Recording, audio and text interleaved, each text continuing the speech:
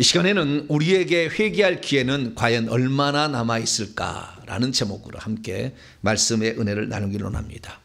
또 거룩하고 복된 주의 날에 주님 앞에 나와서 예배하는 우리 모든 성도들과 또 온라인으로 함께 예배드리는 모든 성도들을 주 안에서 사랑하고 축복합니다. 끝까지 믿음의 행진을 잘 감당해서 반드시 새 예루살렘 성에서 만나는 저와 여러분 되시기를 간절히 바랍니다. 성도들이 이 믿음 생활을 감당하는 때 사단 마귀가 우리의 대적자인데요, 이게 가만 놔두지 않습니다. 그래서 신앙생활은 좁은 길입니다. 넓은 길 아니에요. 그러나 그 길은 생명길입니다. 할렐루야.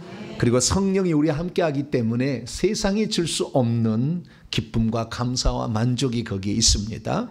그래서 주일날 놀러 갈 수도 있고 세상 일에 바쁠 수 있으나 예배 시간을 귀히 여긴 여러분들을 하나님께서 귀히 보시고 또한 여러분들에게 선하고 의로운 길로 인도하실 줄로 믿습니다. 우리 그리스도인들이 일평생 힘써야 될 일은 무엇일까요? 저는 영적 전쟁이라고 생각합니다. 왜냐하면 영적 전쟁은 사탄 마귀하고 전쟁이요, 그의 부하들인 귀신하고 전쟁인데요, 이 전쟁은 끊임없이 지속될 것이기 때문이죠. 만약에 우리가 이 영적 전쟁을 수행하지 않는다면 우리는 아마 쭉정이로 발견될 것입니다. 귀신 설교를 싫어하는 사람들은 반드시 쭉정이가 될 것입니다. 왜냐하면 영적 전쟁에서 승리하지 않고 알곡 성도로 추수되어 휴거되기 어렵기 때문이죠.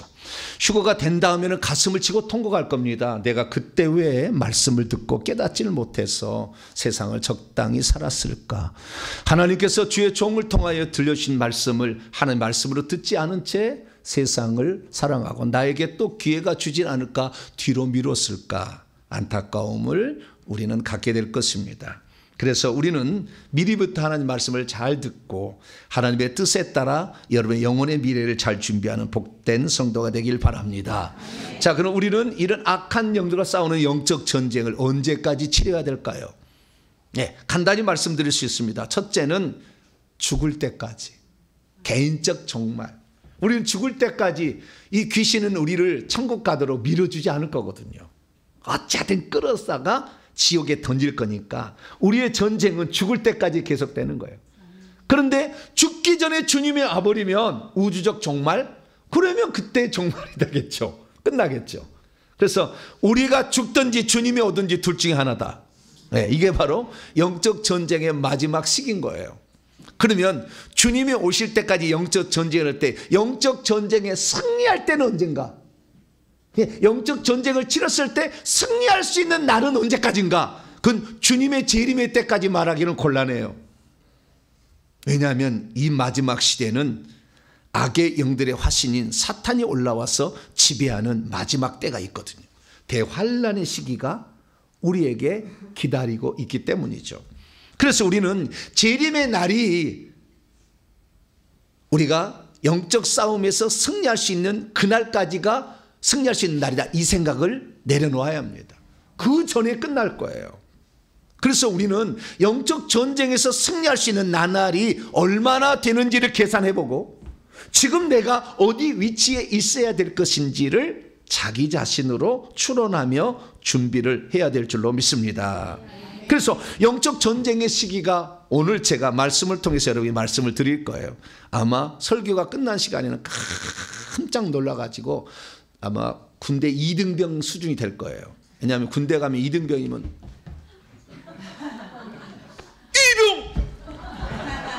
이래 돼요. 군대 가보세요.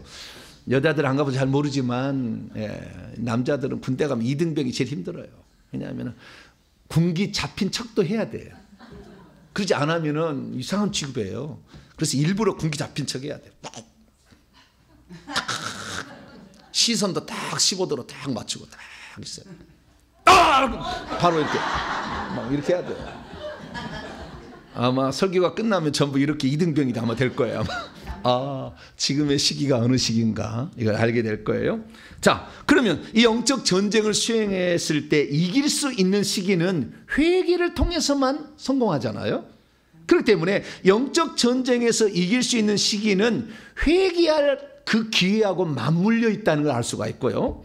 그 다음에 회개를 통해서 악한 영과 싸움에서 승리를 해야 우리는 천국에서 우리의 지위와 신분을 높이 가질 수가 있으며 지위를 감당함으로 결국에 천국집을 준비할 수 있으니 천국집을 준비할 수 있는 시기와도 맞물려 있어요. 그래서 우리는 영적 전쟁을 수행할 시기가 어느 때까지고 특히 영적 전쟁을 수행했을 때 승리할 수 있는 그 나날이 얼마나 우리에게 남아있는가를 살펴봐야 되는데 이것은 결정적으로 우리에게 회개할 기회하고 맞물려 있으니 오늘 내가 과연 이 땅에 살 때 얼마나 회개할 기회가 있는가 이걸 한번 잘 들어보시고 살펴보셔서 여러분의 삶을 잘 준비하게 되기를 간절히 바랍니다. 자, 오늘 본 말씀은 어떤 말씀입니까? 용이 또 그의 천사들이 함께 하늘에서 쫓겨나게 되었는데 쫓겨나게 된 그 용이 분이 크게 나서 내려갔기 때문에 땅과 바다에 거주하는 자들에게는 엄청난 화가 있을 것이다 라고 했다는 말씀입니다. 사탄은 분명 땅으로 쫓겨나서 화가 났다고 하는데 왜 지금의 때는 극심한 대환란에 기는 그런 시간은 아닐까요? 용과 그의 천사들은 대체 언제 하늘에서 쫓겨난 것일까요?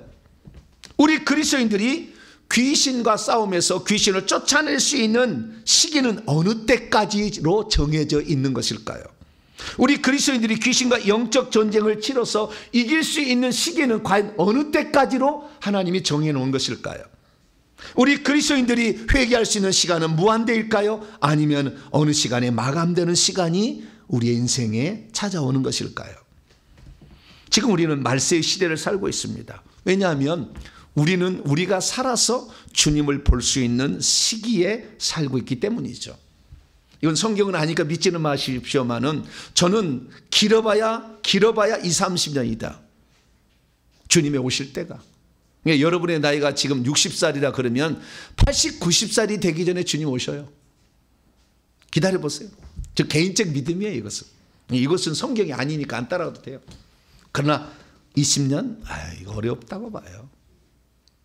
그래서 우리가 지금 이 주님의 그 재림을 눈으로 직접 보고 올라갈 수 있는 시대에 살고 있다는 우리는 아셔야 됩니다. 할렐루야. 그래서 어쩜 우리는 복된 시기에 살고 있는지 몰라요. 수많은 사람이 주님의 재림의 때를 기다리고 있었으나 재림의 때를 보지 못하고 숨을 거둔 사람이 한둘이겠습니까? 그러나 우리는 지금 그 시대를 지금 아주 그 시대에 너무 가까이 있는 거예요. 제가 좀 이따 여러 가지 징조들을 다 말씀드릴 거예요. 그래서 우리는 지금 시대를 볼 수 있는 눈이 있어야 됩니다. 만약 이것을 깨닫지 못한다면 우리는 두고두고 후회를 하게 될 것입니다. 그 중에서도 가장 중요한 일은 지금 우리에게 영적 전쟁을 수행해서 이길 수 있는 시간을 주신 것을 우리가 헛되이 보낸 것에 대해서 너무나 안타까워하게 될 거예요. 천국에 들어가서 받을 상급을 준비할 수 있는 마지막 도약볕이 잠깐 내리쬐는 이 시기. 이 시기를 허송세월하지 말고 정말 귀하게 보내는 저와 여러분 되시기를 간절히 바랍니다. 자, 오늘 본 말씀은요, 어느 때 주어진 말씀이냐면 예수님이 돌아가시고 약 65년이 지난 AD 95년경에 사도 요한이 밤모섬에 유배되어 있을 때 그의 영혼을 천국에 불러가지고 천국에서 여러 가지를 보여주셨는데 그 중에서 환상, 과거에 있었던 환상을 보여주고 있는 말씀입니다. 적어도 65년 전에 일어난 사건을 환상으로 보여주고 있는데 이것은 이 일반 육의 눈으로 볼 수 없는 거에서 4차원의 세계에 일어나는 것을 사도 요한의 영의 눈을 열어서 보여준 것입니다. 그것이 바로 오늘 본문의 말씀입니다. 그때 이 환상을 보았을 때 하늘에서 큰 음성이 났어요. 그 음성은 누구의 음성인지는 얘기하지 않아요. 그런데 중간에 우리의 형제들이라 말하면 우리 형제들이니까 구원받은 자들이겠죠. 24장로일 수 있고 24장로의 한 명일 수 있고 14만 4천 명일 수 있고 구원받은 전체 백성들일 수도 있어요. 근데 누군지 모르지만 큰 찬양 소리가 나왔어요. 그것이 바로 10절부터 12절까지의 말씀입니다. 자, 10절부터 12절까지 말씀을 제가 헬라 원문에 좀 입각해서 개역성경을 조금 교정해서 제가 말씀드리겠습니다. 또 내가 들었어요. 하늘 안에서 큰 소리가 났어요. 음성이. 사람의 목소리입니다. 이제 우리 하나님의 구원과 구원하심과 능력과 왕국이 나타났고 그리고 그의 그리스도의 권세가 드디어 나타나게 되었다. 왜냐하면 우리의 형제들을 참소하던 자, 곧 우리 하나님 앞에서 밤낮으로 고소하고 고발하던 그놈 참소자가, 이게 사탄 마귀예요, 쫓겨났기 때문이다. 던져졌기 때문이다. 또 우리 형제들이 어린 양의 피와 자기들이 증언하는 말씀으로써 그 참소자를 이겼으니 그들은 죽기까지 자기의 목숨을 사랑하지 아니하였도다. 그러므로 이것 때문에 하늘들과 그것들 가운데 거하는 장막을 치고 있는 자들이여, 이건 하늘들이라는 것은 천국이 둘째 하늘 셋째 하늘로 구성되어 있기 때문에 그것 가운데 거하는 자들은 지금 천국에서 집 짓고 살고 있는 성들이 있다는 거예요. 그러니까 어떤 사람이 죽으면 무덤에 있다가 주님 오신 날 천국 간다, 쓸데없는 소리하고 자빠졌어. 자빠진 건 아니죠. 이미 있다니까. 있다. AD 65년에 천국의 하늘들에 지금 거주하고 장막을 치고 산다잖아. 지금 장막을 친다는 말 구약적 표현이에요. 집을 짓고 산다 그 말이에요. 지금 그 사람들은 뭐 알아? 즐거워하라, 아주 중요한 일이 벌어졌다, 이거 아니겠어요? 네? 이 땅에서 지금 아주 중요한 일이 벌어졌으니 하늘에 이미 들어간 자들은 즐거워하라, 기뻐하라, 리조이스, 네, 그렇다는 거예요. 그리고 그런데 땅과 바다에, 지금 지상에 있는 땅과 바다에 거주하고 있는 자들에는 화가 있을 거다. 왜냐하면 마귀가 자기가 작은 때, 자기가 활동할 수 있는 때가 얼마 남지 않았다는 것을 알아왔기에 분을 가지고 땅으로 내려갔다는 거예요. 아작을 내버리겠다는 거 아니에요? 누가? 사단 마귀가 지금 내려가가지고. 네. 그런데 여러분이 지금 살고 있어요. 음에 무서웁니까? 그렇게 되었다, 이렇게 말씀하고 있습니다. 믿음이 있어도 지금의 시기가 어느 때인지를 잘 모르면 자기에게는 회개할 기회가 아직은 많이 좀 남아있다, 이렇게 생각할 수 있습니다. 믿음이 있어도 지금의 시기가 어느 때인지를 잘 모르면 자기에게는 아직 영적 전쟁을 준비할 시간이 있을 것이다 라고 잘못 생각할 수 있습니다. 믿음이 있어도 지금의 시기가 어느 때인지를 잘 모르면 마귀의 하수인인 귀신과 싸울 수 있는 시기, 이길 수 있는 기회는 얼마 뒤 있을 거라고 회개할 기회를 뒤로 미룰 것입니다. 믿음이 있어도 지금의 시기가 어느 때인지를 잘 모르면 천국을 준비하라고 외치는 말을 귀 기울이지 아니하고 조금 더 여유가 되면, 나이가 들면, 일감이 없어서 은퇴하면 이라는 말을 할 수가 있습니다. 믿음이 있어도 지금의 시기가 어느 때인지를 잘 모르면 나중에 기회 되면 회개할 것이다 라고 생각할 수 있습니다. 믿음이 있어도 지금의 시기가 어느 때인지를 모르면 영적 전쟁에 참여하지 않을 것입니다. 믿음이 있어도 지금의 시기가 어느 때인지를 잘 모르면 지금 회개하지 않을 것입니다. 그러므로 우리 성도들은 지금이 어느 시점에 와 있는지를 정확히 알고 회개하여 영적 전쟁에 승리할 수 있는 기회를 놓치지를 말고 하늘나라를 준비할 수 있도록 하나님이 은혜 베푸신 이 때를 놓치지 않게 되기를 간절히 바랍니다. 그러면 사탄 마귀는 언제 하늘에서 쫓겨났을까요? 사탄 마귀는 언제 쫓겨나서 분을 가지고 이 땅으로 내려왔던 것일까요? 많은 사람들이 사탄 마귀의 추방을 천지창조 직후라고 얘기를 합니다. 그래서 창세기 1장 1절 태초에 하나님이 천지를 창조하시니 1장 2절 땅은 혼동하며 공허하며 흑암이 기쁨이 있고 하나님의 영은 수면 위에 운행하신다. 요 사이랄 거라고 얘기를 합니다. 그러나 그건 틀렸습니다. 왜냐하면 요한계시록은 그렇게 얘기하지 않기 때문에 성경을 전체적으로 봐야 돼요. 그것은 어떤 개인의 해석이었어요. 세대주의자들, 원조가 한 얘기였어요. 속지 말아야 돼요. 왜냐하면 우리 본문 말씀에는 사단이 하늘에서 추방된 시기는 예수님이 부활 승천해서 하늘에 들어간 시기라고 딱 못 받고 있기 때문에 그래요. 근데 많은 사람들은 사단이 타락하는 시기와 사단이 추방받은 시기를 혼돈하고 있는 거예요. 사단은 천지창조, 그러니까 하늘들과 땅을 창조한 직후에 천사를 창조했는데 천사를 창조할 때 그때 타락했어요. 바로. 그 타락은 맞아요. 근데 그 타락이 어떤 타락이느냐? 사탄이 마음을 품은 거예요. 뭐라고? 마음을 품었어. 내가 하나님께 찬양 대장으로서 하나님께 찬양을 올리는데 하나님이 찬양을 받으니 너무 영광스럽고 나도 저는 찬양을 내가 받으면 받아봤으면 좋겠다. 나도 경배를 좀 받아봐 좋겠다. 그것을 마음으로만 품었어요. 실행에 옮겼을까요? 안 왔어요. 그럼 하나님이 실행에 옮기지 않았다고 해서 그 사탄 마귀의 마음속에 있는 것을 몰랐을까 알았을까요? 당연히 알고 있겠죠. 네, 당연히 알고 있었으나 처벌하지는 않아요. 실행에 아직 옮기지 않았잖아요. 네, 그래서 놔뒀어요. 그래서 하나님께서 사탄 마귀를 쓰는데 구약시대는 야당의 지도자로 썼어요. 그러면 무슨 말이냐면 야당은 정부를 자꾸 씹어야 되잖아. 네, 잘못했다고. 정부 정책이 잘못됐다고. 막 씹어야 되잖아. 네, 검사예요, 검사. 그래서 사람들이 죄를 짓게 됐을 때 그 죄를 참소하는 자로 사탄 마귀를 쓰십니다. 왜? 누군가는 죄의 경중을 알고 죄를 짓지 말아야 되니까. 그래서 이 죄의 심판을 참소해서 심판을 내리게 되면 아, 죄를 짓는 게 무서운 결과를 낳겠구나 생각해서 빨리 회개할 수 있도록 하기 위하여 하나님은 사탄 마귀를 참소자로 쓰게 되는 것이죠. 그런데 그 참소자가 언제 쫓겨났느냐? 예수님이 승천한 다음에 직후에 쫓겨났다고 이 얘기를 하고 있는 거예요. 자, 여러분의 성경책을 한번 보도록 하죠. 자, 12장 여러분 성경책을 보세요. 5절 말씀 보니까요. 이 여자는 이스라엘 백성의 공동체이고 마지막 주자는 마리아였고요. 계속해서 교회로 이어지는 존재예요. 그래서 하나님의 백성을 산출하는 모체의 여자예요. 비유적입니다. 여자가 아들을 낳았어요.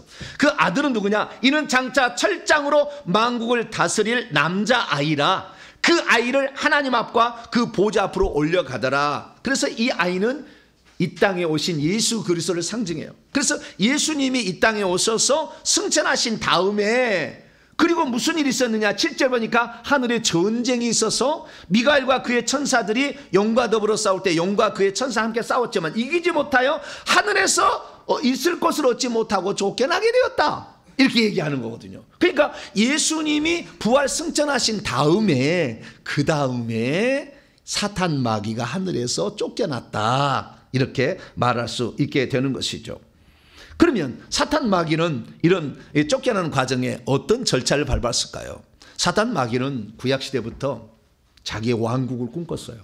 나도 왕자를 만들어서 내가 경배를 받을 것이다. 생각해서 다 그것을 계획에 옮깁니다. 다 옮겨서 이 무역이 많았다는 에스겔서 38장을 읽어보게 되면 다 그 천사들을 다 이렇게 규합을 해요. 하나씩 만나가지고. 그래서 자기를 추종하는 세력을 만들어요. 그리고 그 추종하는 천사들을 끌고 하늘에서 내려올 때가 있었어요. 그때가 언제냐? 예수님 탄생 직전이에요. 그것이 요한계시록 12장이 또 나와요. 자, 계속 봅니다. 요한계시록 12장 3절 4절입니다. 하늘 안에서 또 다른 이적이 보이니 한 붉은 용이 있는데요. 피에 굶주려 있어요. 머리는 7이에요. 뿔은 10이에요. 다 상징적인 숫자, 나중에 설명합니다. 그 머리 위에는 7 왕관이 있는데 그의 꼬리가 하늘의 별들 중에 3분의 1을 끌어다가 땅 안으로 던졌어요. 이 별들은 천사들을 상징합니다. 하늘에 있는 천군, 천사를 상징해요. 그래서 이 하늘의 천사들이 3분의 1을 끌어다가 땅에 던졌는데 그때가 언제냐? 그가 땅으로 던진 그 시기는 용이 해산하려는 여자 앞에 서 있어 왔는데 그 여자가 해산하면 그 아이를 잡아 먹으려고 집어삼키려고 준비하고 있을 때, 그러니까 예수님 탄생 직전에 하늘에서 자기의 뜻을 따르는 천사들을 끌고 이 땅에 공중으로 내려온 거예요. 이게 먼저 있었어요. 그러나 아직도 여전히 사탄은 이 야당의 우두머리로서 있어서 계속 참소하고 있었어요. 그때 하나님께서 더 이상 안 되겠다. 왜냐하면 주님이 올라가니까 왕이 두릴 수는 없잖아요. 그래서 하나님께서 미가엘과 그의 천사장을 시켜가지고 지금 공중에 있는 천사들을 사탄을 쫓아서 싸움을 시키는 거죠. 그래서 미가엘과 그의 천사장이 공중에 있는 사단과 그의 천사들과 싸움을 해서 이게 져요. 왜냐하면 하나님의 군대 장관이 미가엘인데 이기겠어요? 저는 거예요. 그래서 쫓겨나야 돼요. 쫓겨나게 돼가지고 땅으로 내어 쫓기는데 음부로 들어가게 돼요. 땅 속으로 들어가게 돼요. 원문에 땅 속으로 들어가요. 그래서 지금 음부가 귀신들의 아지트예요. 그래서 땅 속에가 귀신들이 가득 들어있어요. 이 귀신들이 올라오는 거예요. 올라와서 우리 인간들을 미혹하고 죄짓게 하는 거죠. 근데 이 땅속으로 내어 쫓긴 이 천사들의 우두머리였던 사탄 마귀를 어떻게 했느냐? 요한계시 20장 1절에 3절 말씀 보면 미가엘이라고 추정되는 군대 장관 그 천사가 와가지고 이 황금 쇠사슬을 갖고 와서 그 사탄 마귀를 결박을 합니다. 그래서 무저갱에 던져버려요. 그리고 인복을 해서 못 나오게 합니다. 그래서 사단 마귀는 예수 그리스도의 부활 승천 이후에 무저갱에 갇혀서 지금까지 못 나와요. 못 나오고 있어요. 여러분 사탄 마귀 돌아다니는 거 본 적 있어요? 아무도 본 사람 없어요. 사탄 마귀는 무저갱에 갇혀 있어서 지금 왕자를 펴놓고 2인자 3인자 여러 귀신들을 올려보내서 자기 일을 하고 있는 거예요. 그래서 사탄 마귀가 추방당한 것은 예수님의 승천 이후였고 타락한 것은 천지창조 직후부터 시작됐어요. 여러 계획들을 세워서. 그래서 지금의 시대는 무저갱에 갇혀서 지금 귀신들 위에 왕노란 시기다. 이렇게 정의할 수가 있습니다. 그래서 이 예수님이 부활 승천에서 올라가기 전까지 계속 하나님 앞에서 죄 지은 인간들을 참소하고 있었다고 말이에요. 그런데 이제 그 하늘에서 전쟁이 있어서 쫓겨나게 되었으니 큰 음성이 하늘에서 났어요. 24장로인지 14만 4천 명인지 구원받은 백성들이 전체인지 모르지만 큰 함성이 나왔어요. 이제 우리 하나님의 구원하심과 능력과 권세가 그리스도의 권세가 막 나타났다. 이렇게 하면서 그래서 이제 어떻게 되느냐? 사탄 마귀 쫓겨났다는 거예요. 그래서 10절 말씀 보니까 우리 형제들을 참소하던 자 고발하던 자 이 고소인 이게 쫓겨났다. 이렇게 찬송을 하고 있는 것을 보게 됩니다. 그래서 이제 이 천사장이라 일컬어졌던 이 루시엘 천사장이 하늘에서 쫓겨난 다음에 다시 무저갱에 갇혀 있는 시기에 우리가 지금 살고 있는 것이죠. 그렇기 때문에 우리가 영적 전쟁을 치르려면 대장이 없을 때 싸워야 되는 거예요. 아멘. 빨리 알아들어버려 저분들은. 네. 빨리 알아들어야 돼. 대장이 없을 때 싸워서 이길 수 있는 거예요. 나중에 이제 이 사단이 올라올 때가 있어요. 하나님 올려보낼 때가. 올려보내면요 잔인하게 죽이기 때문에 대장이 있기 때문에 우리가 해볼 수가 없어. 그때는 이게 다 나와. 좀 이따 얘기 나올 거예요. 그래서 지금 대장 사탄 마귀가 묶여서 무저갱에 있을 때 지금 영적 전쟁을 해서 귀신을 쫓아야 돼요. 요 시기가 지나면 못 쫓아. 이제는 오히려 여러분이 고문을 당해요. 그럴 때가 지금 찾아온다는 것입니다. 그러면 언제 사탄이 올라와서 우리가 더 이상의 영적 전쟁에서 이길 수 없는 그런 시대로 돌입하게 되는 것일까요? 요한계시록은 그 시기를 정확하게 얘기해 주고 있어요. 그것이 요한계시록 9장에 나오는 다섯째 나팔 때라고 말하고 있어요. 7인 가운데 마지막 7인이 이제 재앙을 내리는데 7 나팔이 있는데 5번째 나팔 때 1, 2, 3, 4는 자연 재앙이고 5, 6, 7번째는 사람 치는 재앙인데 사람 치는 재앙이 시작된 5째 나팔 때 사단이 올라와요. 무저갱에서. 갇혀있는 무저갱에서. 그래서 요한계시록 9장 1절 보면은 5째가 나팔 천사가 나팔을 불 때 하늘로부터 땅속에 이미 떨어진 채 있는 별 하나 이미 그 사탄 마귀죠. 언제요? 예수님 승천 직후에 떨어졌던 변화가 있는데 그에게 무저갱의 열쇠가 주어졌다고 원문은 되죠. 무저갱의 열쇠가 주어집니다. 그러자 그가 무저갱을 열고 나오게 되는데 그 안에 엄청난 많은 이 불과 이런 유황불이 때 연기가 올라오잖아요. 연기가 올라오는데 거기에서 황충들이 올라오는데 이것은 황충들은 귀신을 의인화시킨 거예요. 정과 같은 권세를 가지고 있어서 사람들이 해치기 위해서 귀신 천지가 되는 거예요. 사탄 마귀 올라오면 그때는 엄청나게 다 어차피 끝날 거니까 다 올려보내는 거죠. 그래서 이 황충들이 올라와서 뭘 하는지 봤더니 식물들을 해치는 게 아니에요. 이 황충들이. 원래 메뚜기 황충은 뭐요? 풀이나 나무를 갉아먹는 거잖아요. 그게 아니에요. 영적 피조물이라. 그래서 뭐요? 땅에 풀이나 푸른 것이나 각종 수목은 해하지 않고 오직 이마에 하나님의 인침을 받지 않는 사람들을 해치기 위해서 올라온 거예요. 그럼 누가 이마 위에 하나님 인침을 받았느냐? 요한계시록 7장 읽어보게 되면 동쪽에서 올라오는 천사가 14만 4천 명에게 인을 쳐요. 이 사람들은 하나님이 부르신 특별한 사람들이에요. 이 사람들은 일을 쳐. 이 일맞지 아니한 14만 4천 명에 속하지 않는 사람들을 이 귀신들이 올라와서 괴롭히는데 어떻게 괴롭히냐. 5절 말씀 보니까 죽이지는 못하게 하고 5달 동안만 괴롭게 하는데, 괴롭게 한다는 말이 고문을 준다는 바사니저예요. 지금은 우리가 불 받으면 귀신을 고문할 수 있어요. 바사니저 할 수 있어요, 우리가. 그런데 이 사단이 올라오게 되면 그때는 뭐예요? 사단이 올라온 그 따라온 귀신들이 우리에게 고문을 준다 그 말이에요. 전갈이 쏘는 것 같은 엄청난 아픔이 거기에 있을 거예요.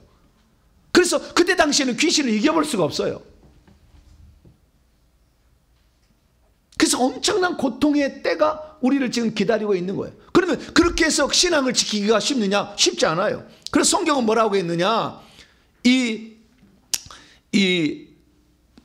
여기는 지금 나오지 않는데 설명을 먼저 해드릴게요.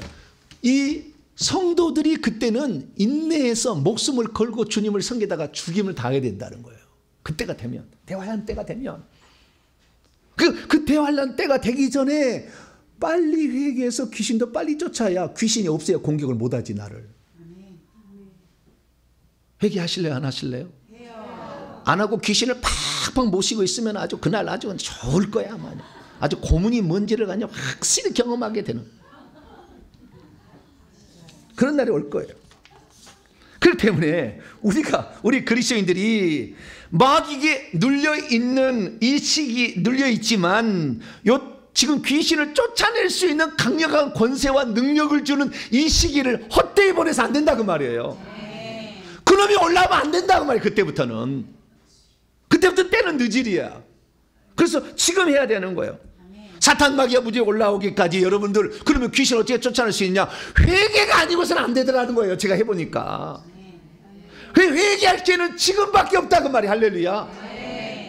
지금 회개해서 악한 영들을 쫓아내서 예수의 이름으로 이겨가지고 살려내야 천국 보낼 사람 천국 보내서 온전한 사람 돼야 환난을 견뎌서 이기고 알고 출세할 때 올라가지. 왜 그렇습니까? 모든 사람들은요 다 시험을 받아야 돼요. 아브라함은 시험했듯이. 그래서 환난 치하에 네가 진정 하나님을 믿느냐를 하나님이 다 시험해 보는 거예요. 그래서 장차 그 사탄 마귀가 올라오면 맨 처음에 본보기라는 것이 뭐냐? 두 증인을 죽이는 거예요. 이 두 증인은 이스라엘 백성을 구원하기 위해서 보냄받은 선지자일 거라고 추정이 됩니다. 그러나 그것뿐만 아니라 전 세계에서 회개를 외치는 자들을 지칭하는 표현이라고도 보여집니다. 이 두 증인, 요한계시록 11장에 나오는데 이 두 증인을 무적이 올라오는 그 짐승, 이게 사탄일 수도 있고요. 사탄이 자기 화신으로 쓰는 짐승, 바다에서 올라오는 짐승이죠. 요 짐승일 수도 있어요. 뭔지는 그때 가봐야 알겠지만 무적으로 사탄이 이 두 증인을 죽임으로 대환란의 시대가 시작됐음을 알리고 귀신들이 사람 속에 들어가서 5달 동안 그냥 귀신을 공격해서 엄청난 아픔들이 전 세계를 휩쓸게 될 거예요. 이때가 사탄이 올라온 거다 라는 것을 알려주는 사인입니다. 그때 이 사단 마귀는 어떻게 하느냐? 사단 마귀는 대장이잖아요. 그러니까 자꾸 밑에 사람을 써요. 자기를 대신해서. 그래서 자기를 대신하여 이 2인자 3인자를 쓰는데 요한계시록 13장에 보면 나와요. 바다에서 올라오는 짐승 2인자, 땅에서 올라오는 짐승 3인자. 그래서 사람 속에 그 짐승의 영, 그 타락한 천사의 우두머리 영을 집어넣어 가지고 그 일을 하게 하는 거죠. 그렇게 되면 여러분들은 살 수 있는 방법이 거의 없어요. 그래서 이 요한계시록 14장 12절 보면 적그리스도, 바다에서 올라오는 짐승, 사탄의 2인 대신한 존재죠. 거짓 선지자, 기독교 계열에서 올라올 선지자인데요. 그래서 거짓 선지자라고 그래요. 활동할 때에는 성도들이 인내하는 것밖에 없다. 그때는 귀신 쫓는 시기가 아니다. 하나님의 계명들, 우상을 숭배하지 말라, 육육의 표를 받지 말라, 이런 것을 안 해야 되는 거죠. 계명들을 지키고 예수님에 대한 믿음을 지키는 길밖에 없다라고 성경은 우리에게 말하는 것이죠. 그래서 이 대환란이 시작되기 직전에 우리가 지금 살고 있는 거예요. 올해는 2025년입니다. 과거에 2025년 하면은 은하철도 999가 하늘을 날아가는 시기였던 것 같아요. 보시는 분은 그때 2025년 아니었나요? 모르시나요? 하늘을 기차가 날아다니는 지금 그러니까 그게 가능하였잖아요, 이제는.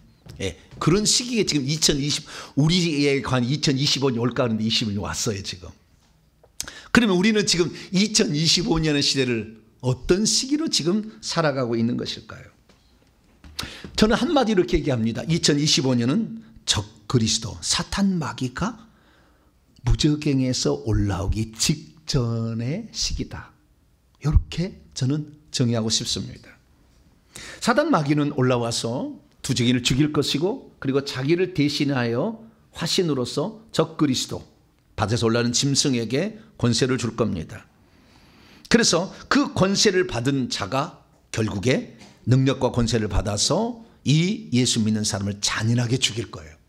그래서 적그리스도는 그리스도인들을 죽이는, 잔인하게 죽이는 세상 권세자일 것이 명확관합니다. 제가 좀 이따 설명하겠습니다.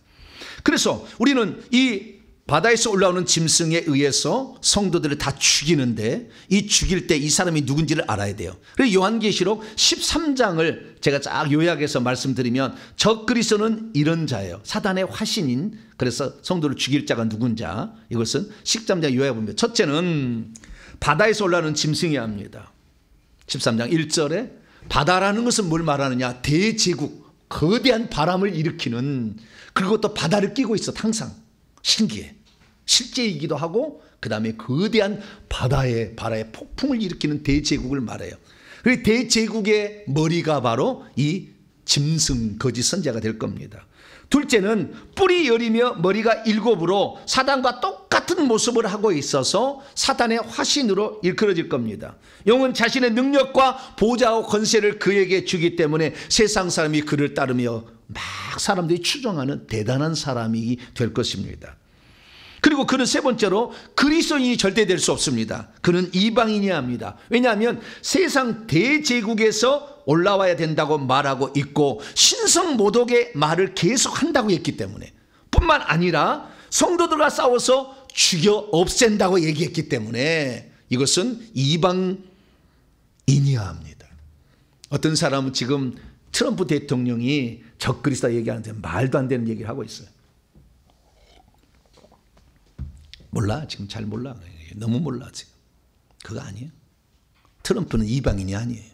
마지막 시대 미국의 복음의 마지막 추수하라고 하나님 보낸 거예요. 아멘. 트럼프란 말이 나팔이에요, 나팔. 네, 지금 마지막 시기예요. 지금 동성애 다 없애버렸잖아요, 지금. 아멘. 남자, 여자밖에 없다, 우리는. 아멘. 딱 지금 하고 있잖아요.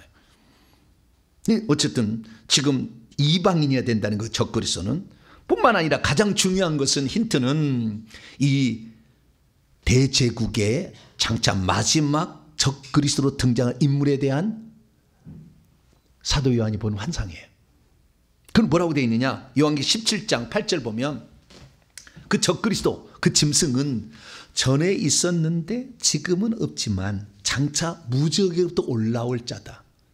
사탄의 화신이죠. 이인자가 될 거예요.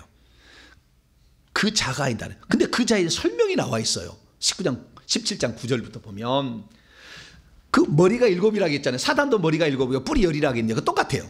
머리가 일곱인데, 그러니까 사탄의 화신이죠. 일곱 머리인데 이 머리는 여자가 앉은 일곱 살, 여자라는 이 대제국 바벨론이라는 것을 거느리는 그 일곱 산들이고 일곱 왕들이다. 그래서 일곱 머리는 왕들을 지칭하는 거예요. 다섯은 망하였고 현재는 있고 다른 하나는 아직 오지 않았어요.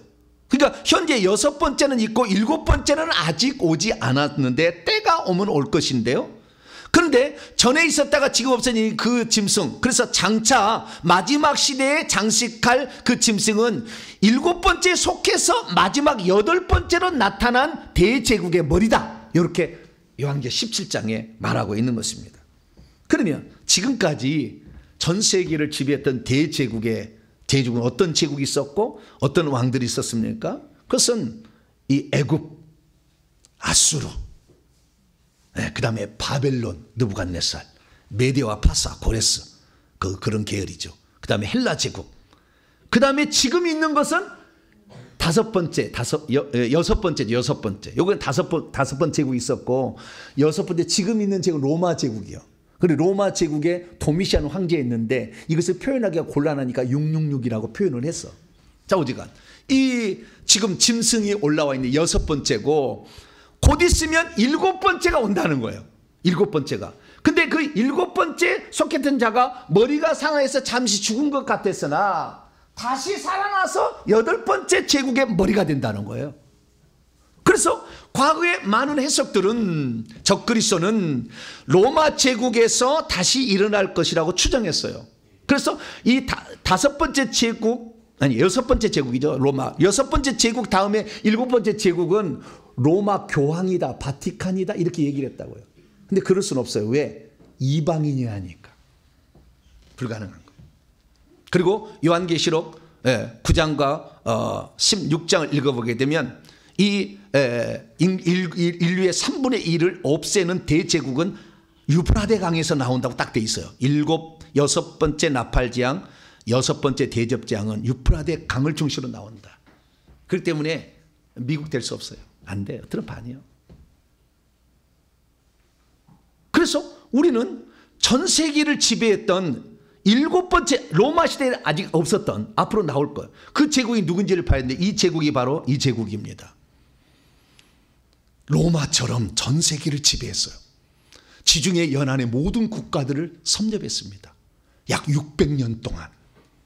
이 제국이 바로 오스만 투르크입니다. 오스만 투르크. 이 투르크라는 말을 로마식의 표현이고 터키는 그 나라 말, 터키. 이 터키를 요즘에 띠르키아로 바꿨는데 오스만 터키 제국이에요. 오스만 투르크 제국이 있었어요. 이 오스만 투르크 제국이 어떤 제국이냐? 이슬람이에요. 오늘날에. 이슬람 제국이 전 세계를 지배했어요. 초승달을 믿고 있는 나라. 해라고 표현을 못하고 그 밑에 사단이니까 2인자니까 이 달로 표현했는데 그것도 초승달이야. 힘을 다 못 써. 근데 자기가 별처럼 돼서 자기가 왕자를 차지하려고 다 별에다 지금 새겨놨어. 이슬람 제국이에요. 이슬람 제국의 원형인 오스만 제국이 이 땅에 존재하고 있었죠. 그래서 600년 동안 했다가 1299년에 생겨났다가 이 1299년에 생겼다 1922년에 망해요. 약 600년 동안 존속한 나라입니다. 이 제국이 1922년에 1차 세계대전으로 망하게 돼요. 그래서 이 나라가 각기 분해가 됩니다. 그 분해가 된 국가 중에서 지금까지 유명한 국가가 뭐냐? 첫째, 터키, 띠르키예.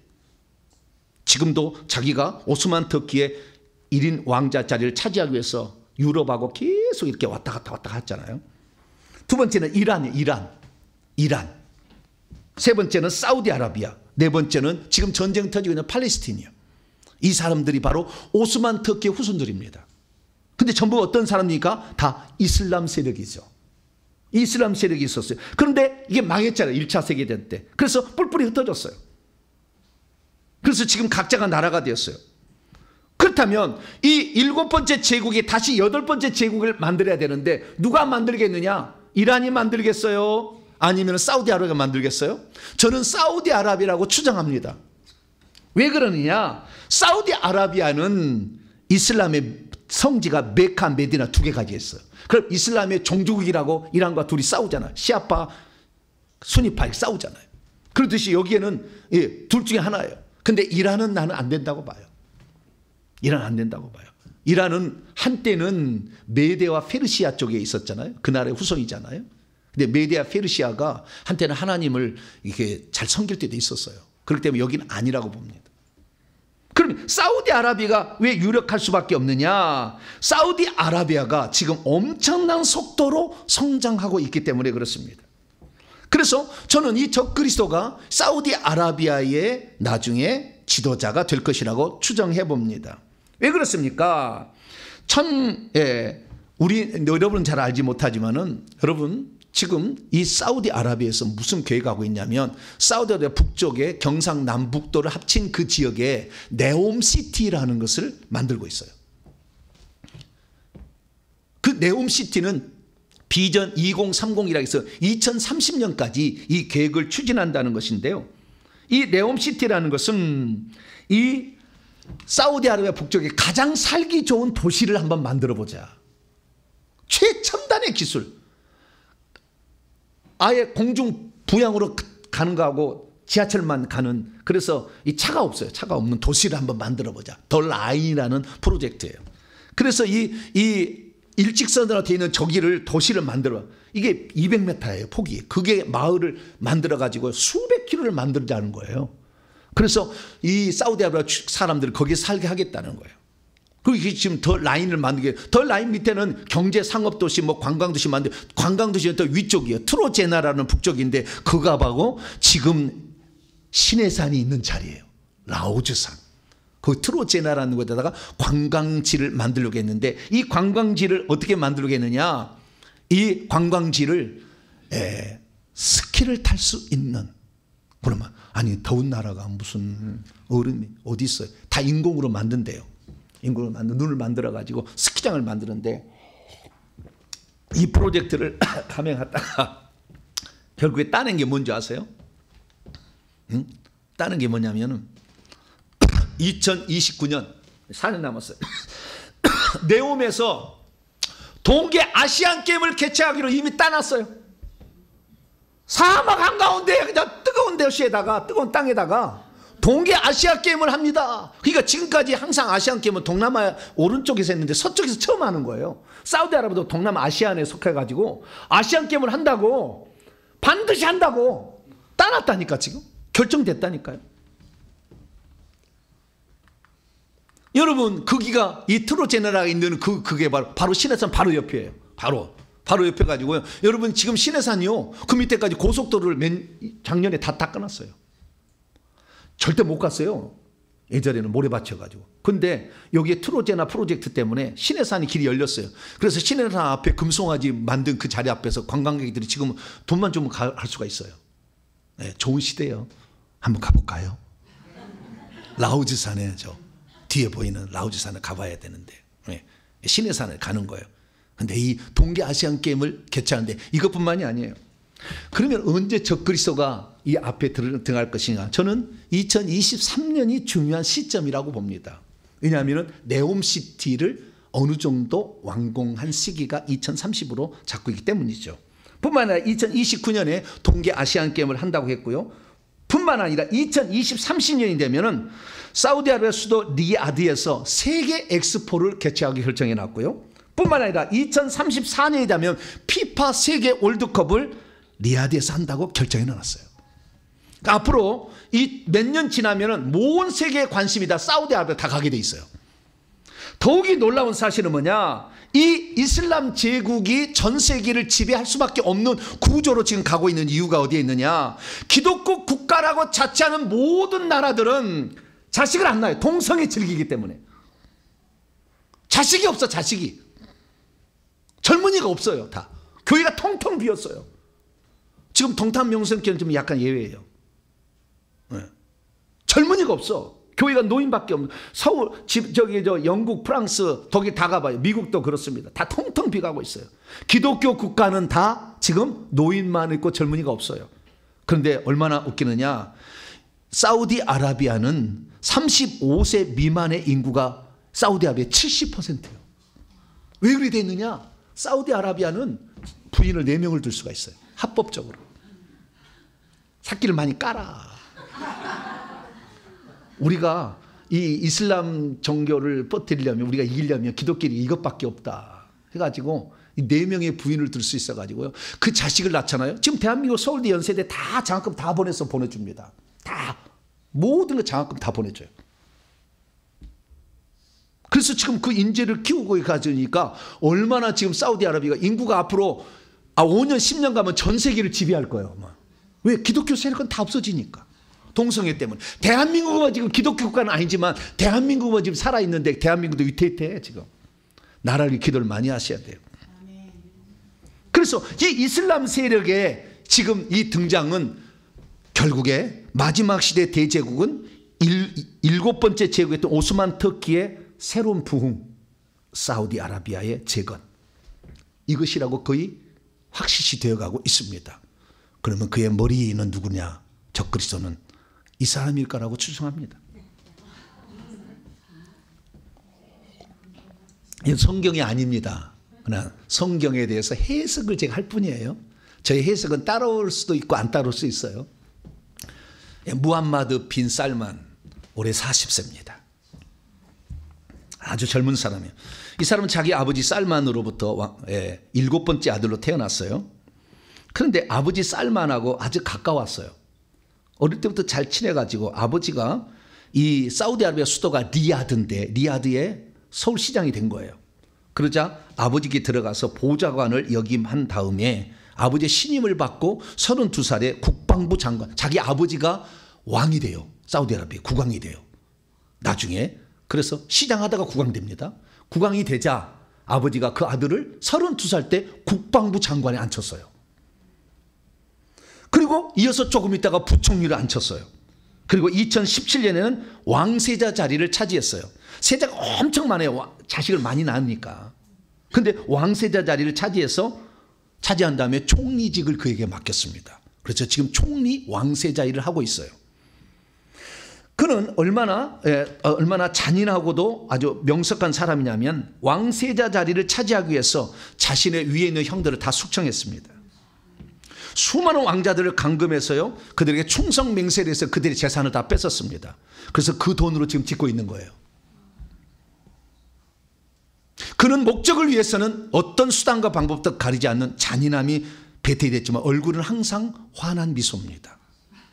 그래서 사람들은 그를 미스터 에브리싱이라고 합니다. 모든 것이 가능한 남자다. 그가 왕세자가 된 이후에 사우디아라비아의 약 70%를 차지하는 35세 미만의 이 젊은이들 전폭적인 지지를 받는데요. 그동안에 사우디아라비아는 원리 원칙을 지키기로 해가지고 서양의 문물이 다 안 받아들였어요. 전부 옷 입고 그냥 눈깔만 내놓고 여자들 다니라고 그랬어요. 전체 했는데 이걸 모든 것을 철폐하기 시작합니다. 여자의 위상을 높여주기 시작합니다. 그래서 남자 형제 없이도 독자적으로 출생신고를 하게 만들어줬고, 이혼도 할 수 있다. 말도 안 되는 얘기인데 이혼도 할 수 있게 만들어줬고, 여행이 가능해서 여자 혼자도 여행을 할 수 있고, 옷도 차도로 다 벗어도 된다라고 허용을 해줬습니다. 2028년에는 여성에게 운전도 할 수 있다. 운전 면허증도 딸 수 있도록 허용했고, 시민들에게 영화관이 없었어요. 근데 영화관을 지어서 영화관을 볼 수 있도록, 심지어 우리나라의 그 아이돌 그룹까지 초청해서 공연도 했어요. 그래서 많은 사람들에게 개방을 해서 이 사람이 지금 추앙을 받고 있어요. 심지어는 외국의 관광 비자를 많이 내줘서 시내산도 구경하라 지금 하고 있어요. 만에 하나라도 무함마드 빈 살만이 적그리스도로 등장하게 된다고 한다. 암살당하지 않아 죽지 않고 단대된다고 한다면, 그가 이 사우디아라비아와 전 세계를 지배할 때가 5년밖에 안 남은 거예요. 5년 만에 지배할지 모를지 그들의 상황은 또 지켜봐야 알겠지만 선포는 그렇게 해놓고 있다는 거예요. 그렇기 때문에 우리가 지금 이 시대에 어느 시대에 살고 있느냐, 마지막 시대 끄트머리인데 기독교의 마지막 끄트머리, 이제는 이슬람이 올라와서 기독교를 싹 죽여서 끝나는 거예요. 그 기독교인을 잔인하게 학살할 자가 오사마 빈 살만일 가능성이 매우 높아 보여요. 이것을 뒤집어 본다고 한다면은 사단 마귀가 올라와서 적그리스도의 영을 오사마 빈 살만에게 집어넣어서, 그 활동이 언제일지 모르지만 5년, 10년지, 20년지 모르지만 집어넣었다고 한다면 그때까지가 우리가 회개할 수 있는 마지막 기회인 거예요. 짧게는 5년 안에 끝날 수도 있어요. 더 많게는 어쩔지는 모르겠지만. 그래서 우리가 지금 귀신하고 싸워 이길 수 있는 마지막 절호의 찬스를 우리는 지금 시기를 지나가고 있는 거예요. 요 시기를 놓쳐버렸다면 불가능해. 귀신 못 쫓잖아. 이제 못 건진다 그러면 내 식구를 못 건진다 그 말이에요. 조현병에 걸린 내 자식을 못 건넨다 그 말이에요. 이제는 그때는 안 돼. 너무 늦어. 지금이 우리에게 주어진 마지막 때약빛이 뉘엿뉘엿 넘어가는 마지막 시기예요. 요 시기를 과연 여러분 어떻게 보내실 것입니까? 회개하라는데 조금 있다 나 은퇴하고 하고요. 지금 그럴 시기가 아니에요. 내 식구들 전도해서 귀신이 뽑아줘야 그때 적그리스도 할 때 귀신이 안 집어넣을 거 아니에요? 지금이 우리가 내 자식을 살릴 수 있고 내가 천국을 준비할 수 있고 다른 사람 천국 가게 할 수 있는 마지막 기회인 거예요. 여러분 이 기회를 놓치지 마십시오. 우리에게 기회가 모르겠어요. 5년이 될지 10년, 20년 될지 모르겠지만 선포하는 비전 2030의 시기는 5년밖에 안 남았어요. 트럼프는 2029년 1월 20일 날 끝나요. 근데 이 적그리스도를 이어서 적그리스도가 이 세계를 지배할 수 있도록 666 시스템 AI 컴퓨터를 이용해서 할 사람 그 뒤에 나오기 때문에 트럼프는 아니요. 근데 뭐 트럼프를 적그리스도라고 하는데 말도 안 되는 얘기를 하고 있어요. 미국도 이 다음에 대통령이 아마 거짓 선지자일 확률이 매우 높아 보여요. 우리나라 어떻게 하시겠습니까? 이 나라는 전 세계 최고의 기술과 능력을 갖춰야 돼요. 그래서 이 그쪽의 나라 정말 쎄쎄할 게 아니라 대등한 권세를 가져야 돼.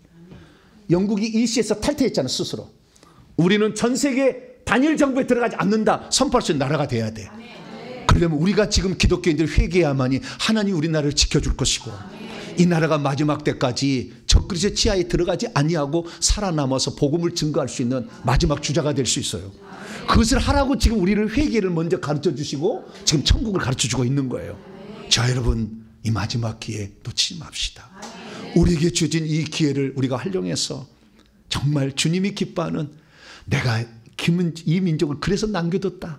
이 민족 때문에 내가 행복하다. 그런 사람이 될 수 있기를 간절히 바랍니다. 거룩하신 하나님 아버지, 벌써 세상은 마지막 시기로 향하고 있습니다. 중국에서는 AI 컴퓨터가 벌써 경비원으로 돌아다니고 있습니다. 일론 머스크는 2034년까지 화성에다가 인간을 보내겠다고 지금 하고 있습니다. 하나님, 세상이 많이 지금 팍팍팍 돌아가고 있는데 어떤 일이 우리에게 지금 닥칠까? 기독교인들의 인구는 점차 쇠퇴하고 이슬람 인구는 갑자기 지금 늘어나고 있는데 하나님, 그때 오면 너무나 늦습니다. 지금 회개해서 지금 악한 영 몰아내고 내 식구 구원하고 주변의 사람을 전도해서 천국 준비하는 우리 모두가 되게 해 주옵소서. 우리 주 예수 그리스도의 이름으로 기도하옵나이다. 아멘.